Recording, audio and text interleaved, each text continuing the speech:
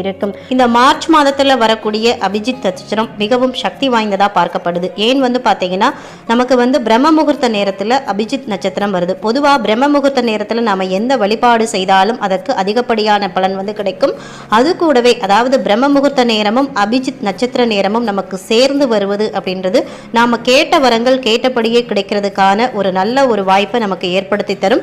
இந்த நாள்ல அதாவது மார்ச் 25ஆம் தேதி செவ்வாய்க்கிழமை பிரம்ம முகூர்த்த நேரம் அதிகாலை 4:15 4:39 வரைக்கும் நமக்கு அபிஜித் நட்சத்திர நேரம் இருக்கு.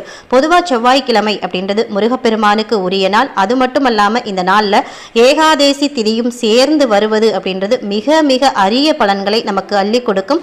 அதனால இந்த நாள்ல வரக்கூடிய அபிஜித் நட்சத்திர நேரத்தை யாருமே தவற விடாம இந்த வழிபாடை கடைபிடிக்கணும். இந்த இடைப்பட்ட 24 நிமிஷங்கள் தான் இறைவனிக்கிட்ட நாம பிரார்த்தனை வைக்க போறோம். இந்த அபிஜித் நட்சத்திர